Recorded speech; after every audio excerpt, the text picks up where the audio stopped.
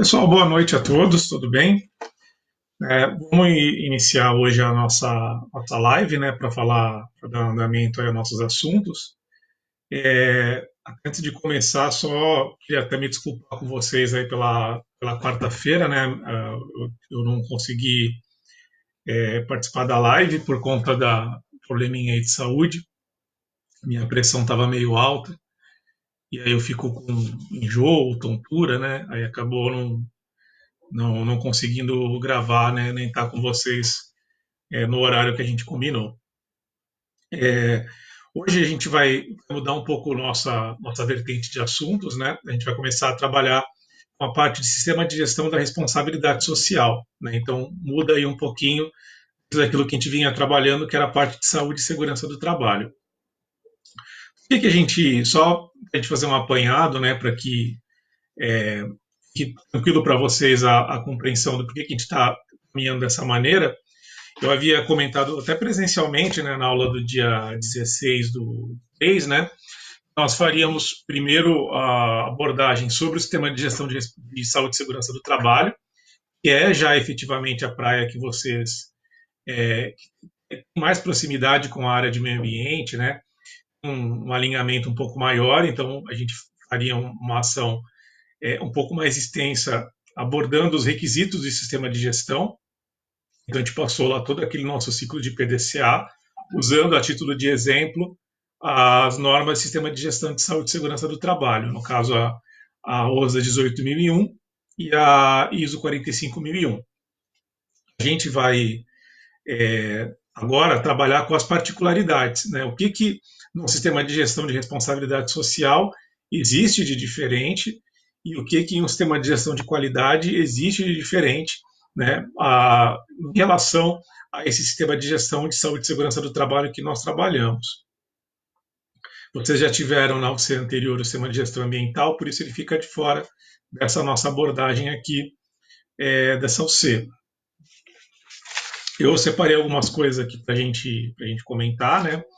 Então, a primeira coisa é que a gente está falando de três normas, né? Sistema de gestão de responsabilidade social, a gente vai olhar, né, por cima de três normas, mas vamos nos debruçar um pouco mais sobre uma delas, né? Então, essas normas são a SA 8000, que é a norma principal que a gente vai trabalhar, é a norma que está presente no nosso plano de curso e que a gente vai dar um pouco mais de ênfase.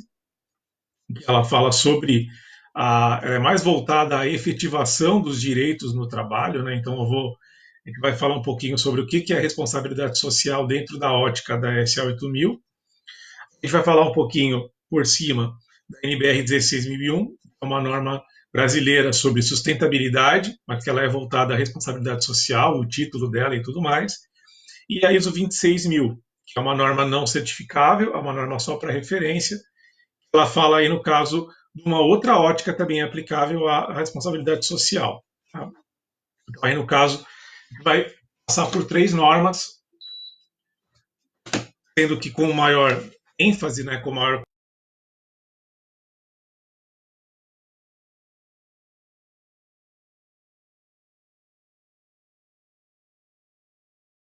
cuidado e do que ela difere das outras normas de gestão, é importante a gente conceituar o que é responsabilidade social, né?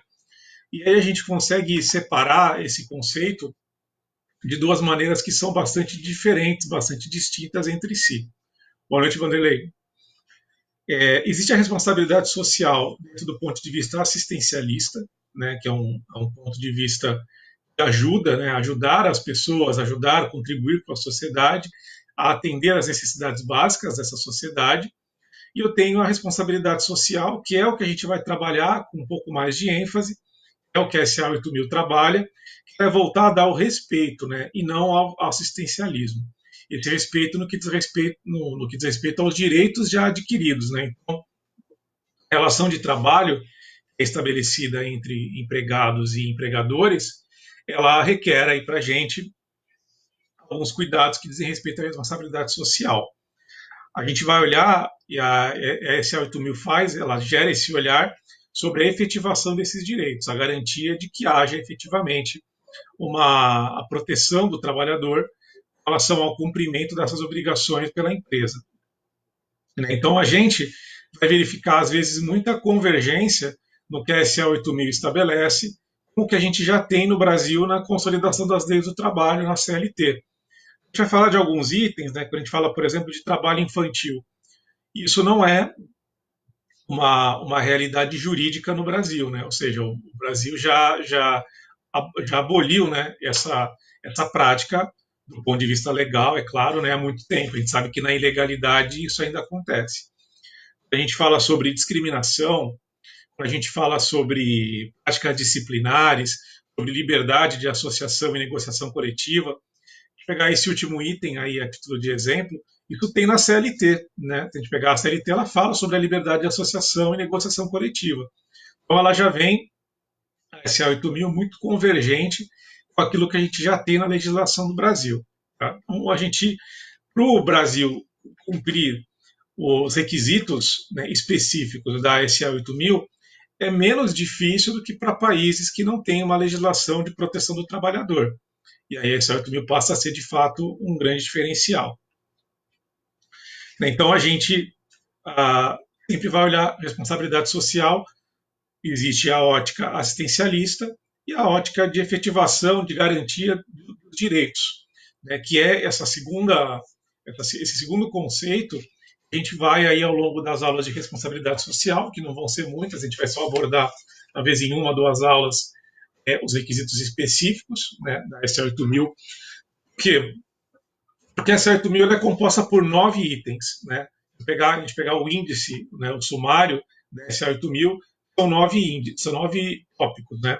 Sendo que o nono tópico é um tópico de sistema de gestão. Ou seja, tem 8 tópicos que são requisitos específicos, e eles são muito convergentes com a consolidação das leis do trabalho do Brasil. E tem um nono item, o item de sistema de gestão. Nesse nono item, a gente vai ter basicamente uma cópia muito parecida, com mudança um pouco de local e tal, mas muito parecida com a ISO 9001, ou com a ISO 14001, ou com a 45001. Os requisitos que permeiam o PDCA da SA 8000 são os mesmos. Então, eu vou ter requisitos de planejamento, eu vou ter política, eu vou ter o levantamento dos meus requisitos legais, eu vou ter requisitos relacionados à implementação, a treinamento, competência e conscientização, a comunicação, a controle de registros e documentos. Eu vou ter requisitos relacionados ao monitoramento, à verificação, né, medição e monitoramento, auditoria interna, avaliação da conformidade legal. Eu vou ter requisitos relacionados à melhoria contínua, né, à análise crítica do sistema de gestão, a ação corretiva e preventiva, muito parecidos ou muito similares com aquilo que a gente tem já nas normas tradicionais que a gente já trabalhou de sistema de gestão. E que vocês vão ver isso ainda na 9000, né? Assim como nós vimos na 45 e na OSAS, e vocês viram na OCE anterior na 14. Né? Então, vocês vão notar essa similaridade. Então, o que eu vou focar são nos 8 itens que precedem isso, que precedem a parte de gestão, que é justamente o momento onde a gente tem diferenças em relação às outras normas de gestão. Tá? Então, só para a gente fazer uma contextualização histórica, isso tem no material que eu mandei para vocês. Hoje à tarde eu postei um material aqui no grupo do Facebook, né, o material sobre o sistema de gestão de responsabilidade social, e lá a gente faz um apanhado histórico, né, dos principais momentos, né, que foram relevantes, né, para o surgimento de políticas relacionadas à responsabilidade social. E a gente tem aí como um grande marco o fim da Primeira Guerra Mundial. Né? A Primeira Guerra Mundial ela durou de 1914 a 1918. Né? Além de toda a questão de morte e toda a questão humana envolvida numa guerra, existe um declínio econômico, né, muito acentuado. Quando acabou a Primeira Guerra, houve uma tentativa de retomada da economia. Essa retomada da economia, ela naturalmente fez com que a indústria se alavancasse. Alguns países, principalmente aqueles em desenvolvimento, ainda não tinham passado de uma maneira sistemática, né, pela sua revolução industrial. Coisa que a gente alguns países da Europa desenvolvidos, Inglaterra, França, já tinham passado por esse processo, mas outros países de terceiro mundo ainda não tinham passado. Então, a gente tinha uma condição muito desigual no que dizia respeito ao emprego, né, da mão de obra no trabalho, enquanto alguns ainda trabalhavam de uma maneira artesanal, né, praticamente, usando aí ainda numa era da produção antes de uma revolução industrial. Outros já tinham a manufatura em massa, né, a maquinofatura, né, a inserção de motor a vapor, né, de aço, de combustíveis, dos processos de produção, né, e isso gerou, logicamente, uma divergência muito grande em diversos lugares do mundo sobre qual era a real condição que os trabalhadores estavam submetidos. Que no ano seguinte, ao término da Primeira Guerra, né, que foi de 1914 a 1918, no ano seguinte, 1919, foi publicada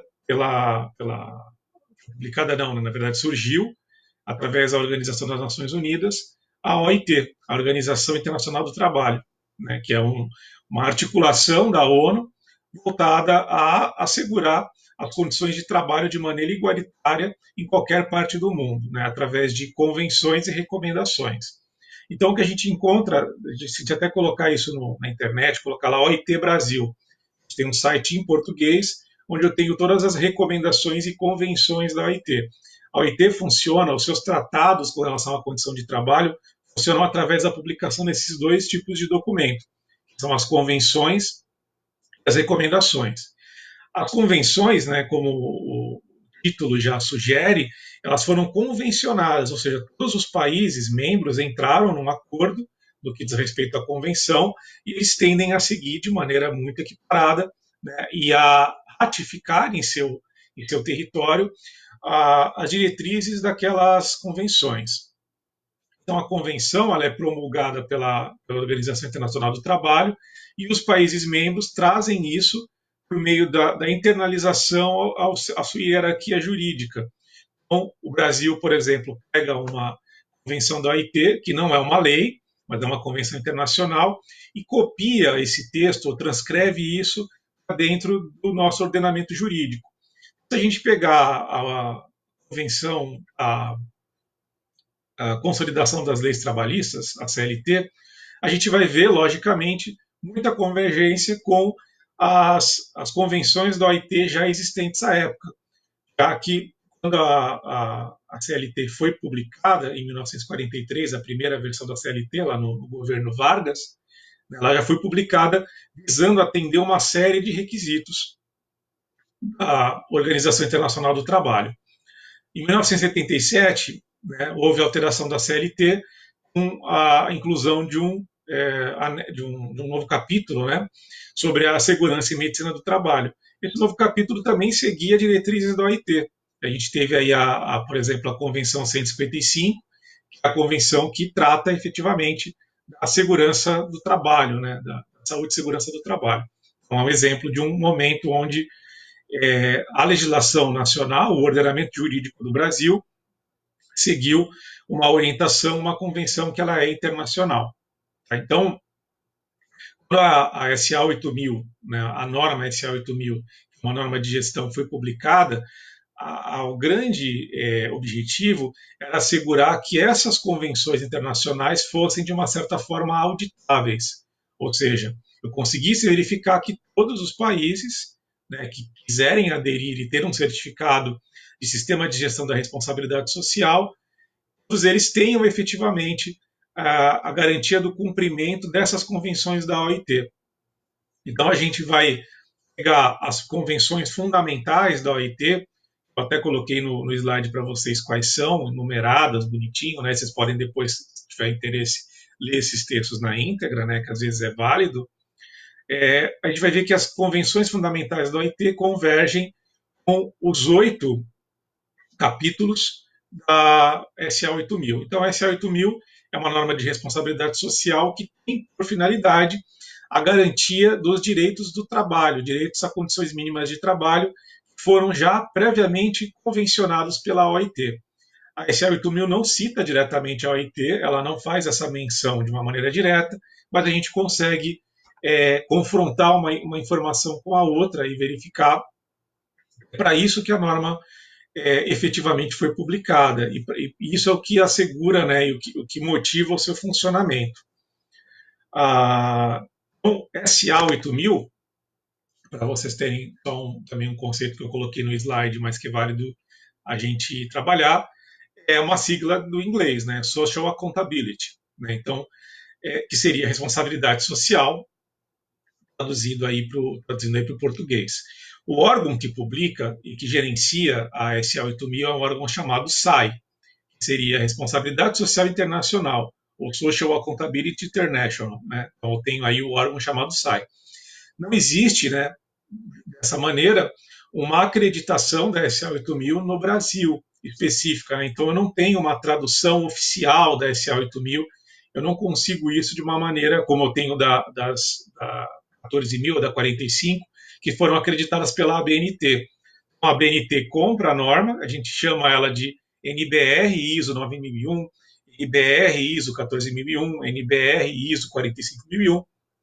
O caso da SA 8000 é um caso equiparado a OSAS, né? Aqui foi cancelada a OSAS, mas era mais ou menos a mesma coisa. Não existe uma NBR OSAS, né? Ou seja, a ABNT, a Associação Brasileira de Normas Técnicas, não comprou e traduziu, né? Não comprou direitos de uso e a tradução oficial da OSAS, assim como da SA 8000 também isso não acontece. Um órgão gerenciador da SA 8000 é um órgão chamado SAI, tá? Não é a ISO, não é uma norma ISO. Quer dizer, se o meu órgão gestor da norma é um órgão independente, não é um órgão da ISO, quer dizer que essas normas não são compatíveis, né, de forma alguma. A SAI, né, quando publicou a SA 8000, tentou, no seu requisito de sistema de gestão, já fazer a mesma leitura de PDCA, que justamente o processo de implantação, um processo de auditorias, de manutenção daquele sistema fosse similar a um sistema de gestão ISO. Ou seja, fosse possível também eu trabalhar de maneira integrada.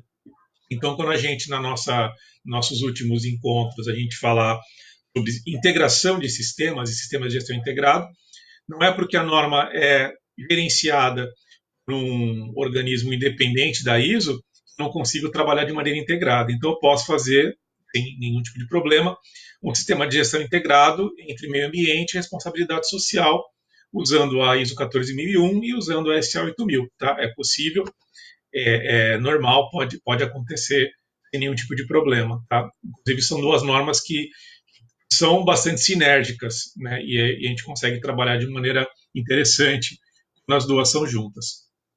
Aqui na nossa região, né, da Baixada Santista, é difícil ver empresas com certificação de SA 8000. Tá? Em São Paulo é mais comum, né, haver, né? Agora aqui na Baixada é difícil a gente encontrar, mas se vocês tiverem aí algum exemplo, a única empresa daqui da região que eu sei que pelo menos tinha, não sei se essa certificação foi mantida, mas eles tinham, é aquela empresa de telemarketing, a Atento, né? Eu sei que eles tinham a SA 8000, porque eu tenho alguns colegas que trabalham lá.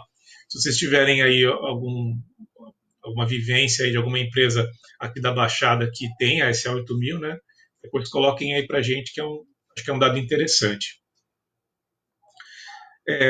Bom, é legal a gente frisar que os países que buscam a SA 8000 se certificar, incrivelmente, se a gente pegar a lista, eu coloquei a lista, um dado estatístico no material que eu mandei para vocês, tem os países que mais procuram certificação SA 8000. E acaba sendo um pouco surpreendente quais são esses países. Né? Surpreendente no primeiro momento, mas se a gente analisar com um pouco mais de frieza, a gente vê que é natural que seja assim. A gente sempre vai imaginar, Suíça, Noruega, né? Então, na verdade, vocês vão encontrar uma grande variedade de países subdesenvolvidos. Né? Então, para um país em desenvolvimento, um país chamado terceiro mundo, acaba sendo mais importante uma certificação de responsabilidade social do que para aquele país que é desenvolvido. Quando você compra uma mercadoria se for o caso, né, não sei nem se alguém faz isso, né, mas uma empresa brasileira compra uma matéria-prima da Noruega, da Dinamarca, da Suíça, não vai haver uma significativa preocupação com as condições de trabalho no qual aquela matéria-prima foi produzida, né, ou foi extraída. A gente imagina que lá, a gente imagina de fato, né, existem condições de trabalho boas, né, condições de trabalho reconhecidas internacionalmente como boas condições de trabalho. Então você não vai se preocupar se aqueles trabalhadores recebem uma remuneração mínima, você não vai se preocupar se eles estão trabalhando sob regime de trabalho forçado ou trabalho escravo, é trabalho infantil. Agora, se você pega alguns países aí de terceiro mundo, alguns países subdesenvolvidos, há essa preocupação. Às vezes a gente vê, até nós como consumidores finais, a gente pega um produto e vê lá made em algum lugar aí, né, terceiro mundo, a gente fica, pô, como é que será que foi feito esse produto, né? Isso vale para uma roupa, vale para um eletrodoméstico, para um brinquedo, fica, né, você suspeita às vezes de como foi aquela condição de trabalho. Então é por isso que para esses países conseguirem traçar estratégias de comércio internacional, ela se torna muito interessante ter uma certificação de responsabilidade social. Que existe, e isso é lógico, isso vale para qualquer uma das normas do sistema de gestão, o caso da responsabilidade solidária ou compartilhada. Né? Então, não faz sentido eu ser uma empresa com uma norma, por exemplo, ISO 14001, com um certificado, e eu compro a minha matéria-prima de uma empresa que é potencialmente não, né? Mas ela é efetivamente uma empresa que comete crimes ambientais. Né? Então, pô, mas qual a origem dessa? A gente pega toda a minha cadeia de processo e eu não consigo assegurar que a minha matéria-prima ou o fornecimento de algum serviço essencial à minha produção é feito de maneira que respeite minimamente o meio ambiente. Tá? A mesma coisa se aplica à responsabilidade social.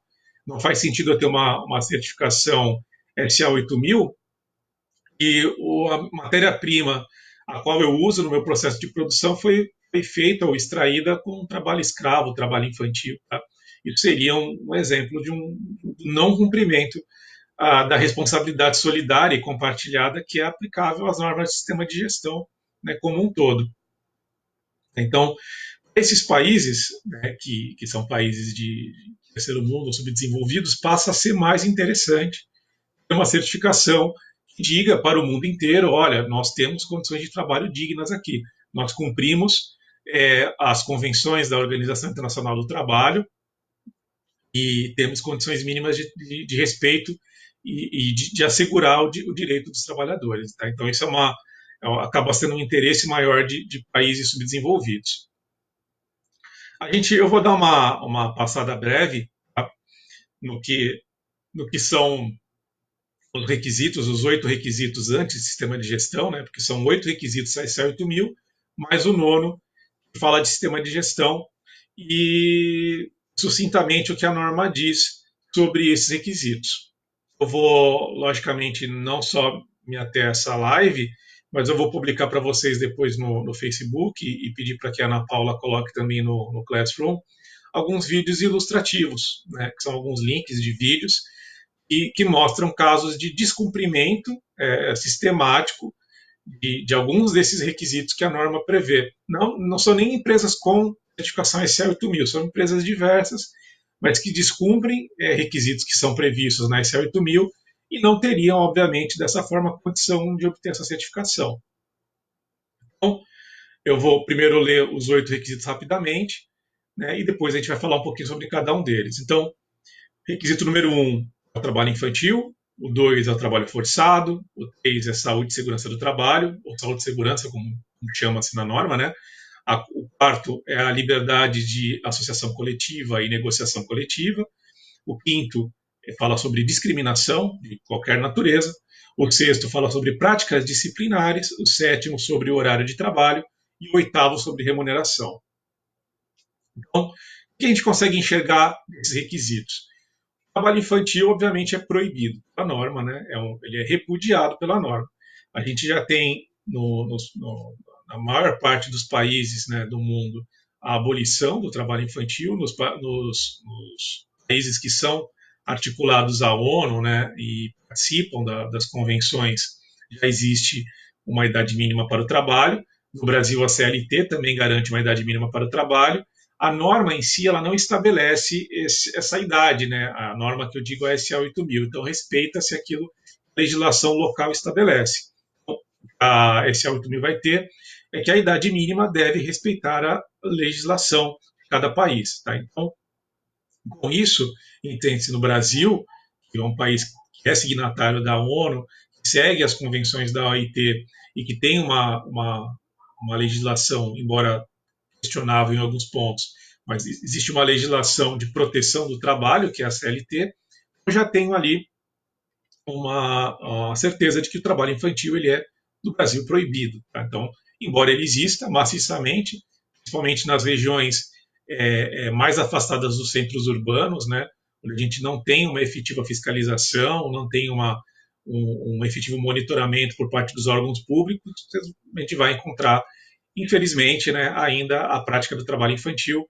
E depois eu vou mandar para vocês, em uns desses vídeos que eu falei, alguns casos aí que a gente vai ver de trabalho infantil acontecendo aí debaixo do nosso nariz, né, e no nosso próprio país.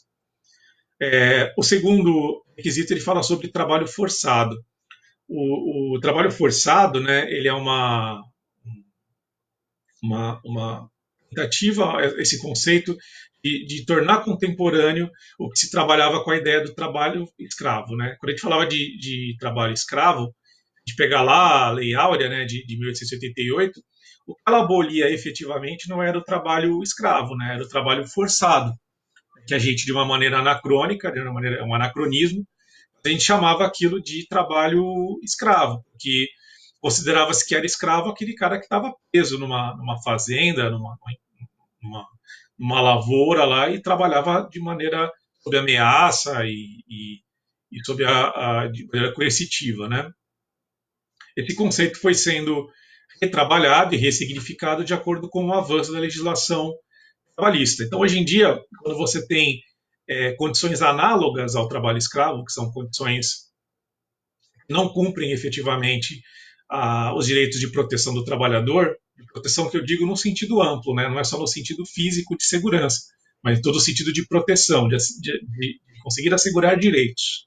Né? Então, quando não se cumpre esse tipo de requisito, eu tenho o que a gente chama hoje em dia de trabalho análogo ao trabalho escravo. A SA 8000 ela aborda o tema trabalho forçado, quando existe as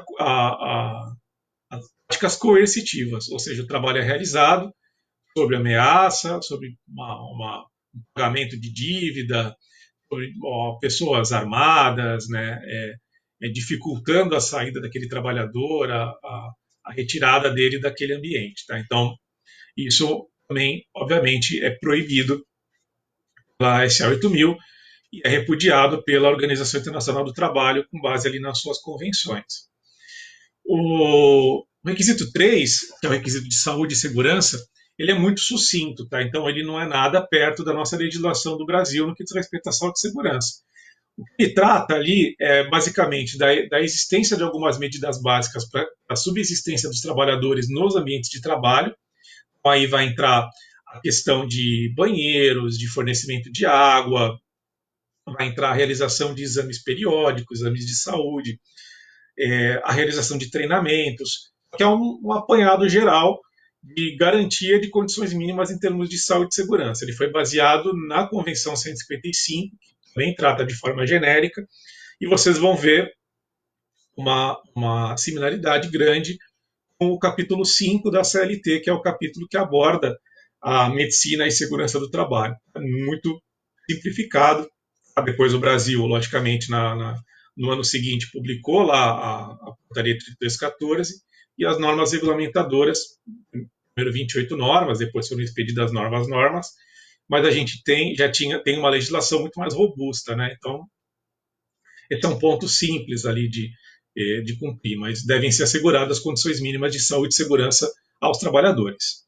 O requisito 4 ele trata da liberdade de associação e negociação coletiva, ou seja, o trabalhador ele tem o direito de se associar coletivamente, de se sindicalizar e de discutir coletivamente melhorias para a sua categoria profissional, melhorias para as condições de trabalho, né, ali exercidas por ele, sem que haja nenhum tipo de retaliação por parte do empregador. Então, isso também é assegurado aí pela SA 8000. A discriminação, que é o tópico 5, né, a parte 5 da norma, ela também aborda de maneira genérica, mas é um conceito muito amplo, né? Então, a empresa que busca se certificar em SA 8000, ela deve tomar alguns cuidados no que diz respeito à discriminação. Não que isso seja somente para cumprir tabela, para cumprir lei, mas é que discriminação a gente acaba vendo de uma maneira muito constante, né, e sem que a gente chame de discriminação. Eu vou mandar alguns vídeos para vocês depois também, falar sobre discriminação estética, né, que é um caso, por exemplo, quando eu utilizo a aparência de um candidato para uma determinada vaga de emprego, ou peço na vaga, eu quero um candidato com boa aparência. Né? O que é uma boa aparência? Isso também é bastante genérico, né? Depende muito do ponto de vista. A gente vê a discriminação por sexo, né? É comum, eu publico uma vaga de emprego ou uma promoção interna, onde eu coloco é, sexo masculino, sexo feminino. Então, abre lá um processo seletivo interno, um plano de carreira, eu coloco vaga de gerente, sexo masculino. Tá? Isso é uma maneira de discriminar. É muito comum, a gente vê isso debaixo do nosso nariz ali o tempo inteiro, mas é discriminação. Tá? Uma empresa que tenha uma certificação ISO 8000, ela vai ser auditada também por esse requisito. Isso seria uma não conformidade. Né? Isso seria não conformidade, seria uma não conformidade maior, né? Eu ter esse tipo de prática. A discriminação por idade, né, colocar uma idade mínima ou máxima para algum cargo, alguma função, discriminação racial, aí se fala, porque o Brasil já tem uma legislação com relação a isso, já é constitucional, mas também é obviamente proibido. Estado civil, a gente às vezes vê práticas discriminatórias, né? Eu quero contratar alguém, mas a pessoa precisa ser solteira, né? Porque a empresa considera que o casado ele vai estar mais preso, não vai poder viajar, né? Então nem coloca por disponibilidade de viagem, mas simplesmente não contrata alguém casado, né? Ou com filhos. É uma prática discriminatória. Tá? Se isso é registrado de alguma maneira e é possível rastrear através de documentação, isso se torna uma não conformidade a fins de ISA 8000. Discriminação por religião, né? Quanto ao favorecimento ou desfavorecimento de pessoas dentro de uma organização por conta da sua religião, né? Também é óbvio, além de toda a questão de intolerância religiosa que a nossa legislação também ampara. A estética que eu falei para vocês, para determinada função, eu não aceito tatuagem, não aceito barba, não aceito piercing, né? Isso é uma maneira de discriminação estética. É claro, a gente parte sempre, e o próprio meio jurídico trabalha com o princípio da razoabilidade. Então, algumas funções que exigem determinada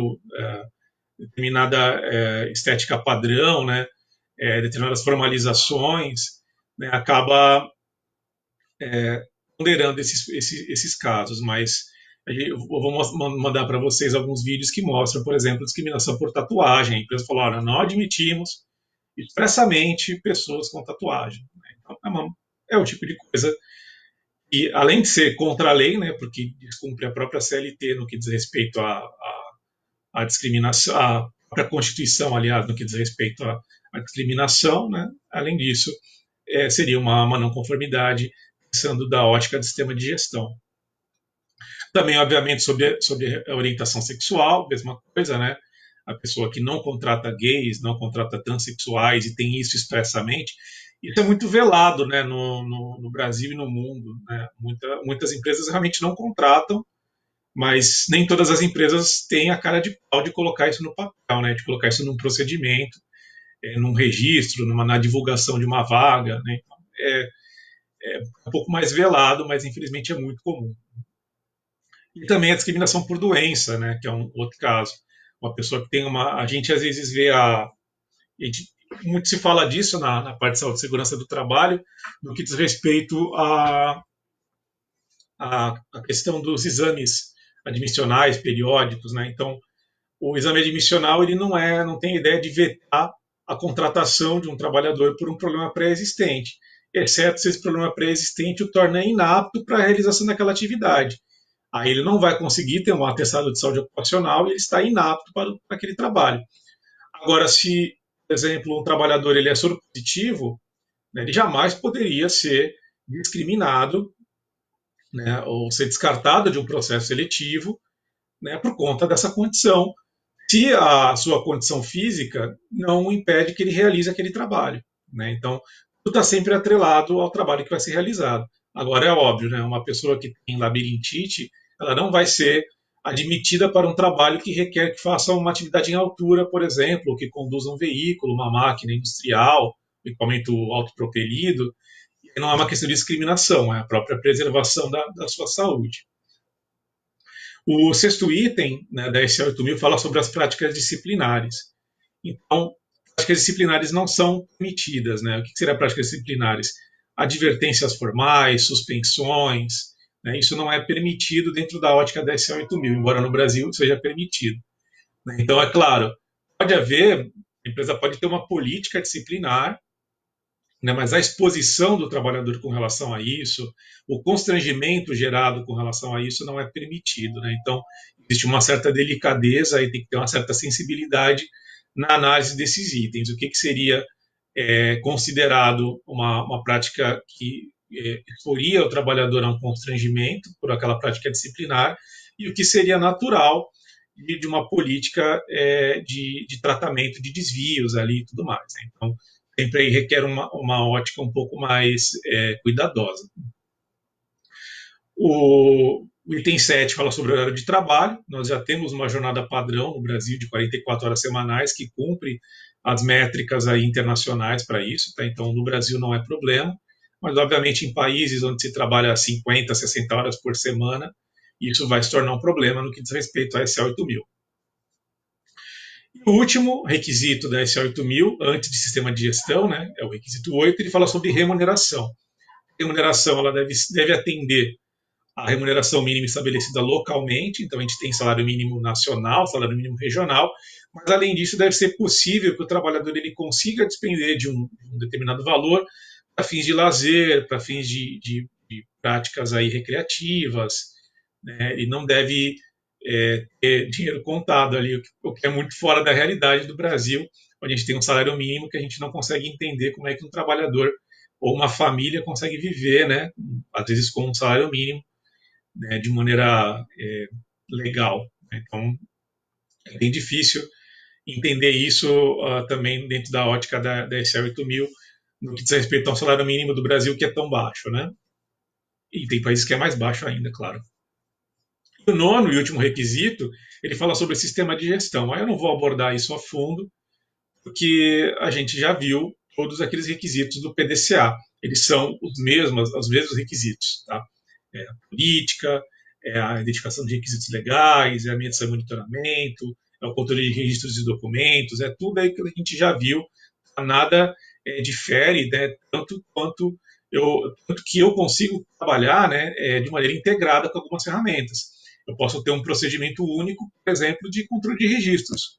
Ou seja, todos os meus registros são controlados mediante uma mesma sistemática, uma mesma matriz, independente se esse registro ele é relacionado à qualidade, ao meio ambiente, à saúde e segurança ou à responsabilidade social. Eu consigo estabelecer uma matriz, um critério único definido, uma única visibilidade, um único procedimento para medição e monitoramento, independente se é um monitoramento ambiental, se é um monitoramento de aspectos socioeconômicos, se é um monitoramento de saúde e segurança. Eu consigo ter essa visão de forma integrada e lá no final a gente vai trabalhar com a integração desses sistemas. Tá? Então, antes de eu falar um pouquinho sobre a atividade, eu vou dar uma resumida para vocês para facilitar. Que a atividade já foi até publicada pela Ana Paula lá no Classroom. Eu vou explicar um pouquinho ela. Eu só vou, antes para a gente fechar, falar um pouco sobre a comparação das 3 normas que dizem respeito à responsabilidade social. A gente vai encontrar aí na literatura, na internet, sempre a referência a 3 normas, né? A SA 8000, a ISO 26000 e a NBR 16001. Comparações. Primeiro, a abrangência, né? Ou seja, a regionalidade. A SA 8000 é uma norma internacional. A ISO 26000 é uma norma internacional. A NBR 16001, por sua vez, é uma norma nacional. Ou seja, ela não é reconhecida em todos os países do mundo. é reconhecida somente no Brasil, a NBR 16001. Então, se a gente for tratar de ótica internacional, só vai ser a SA 8000 ou a ISO 26000. Só que aí entra que a ISO 26000 não é uma norma certificável. É por isso que eu não vou encontrar empresas com certificado ISO 26000.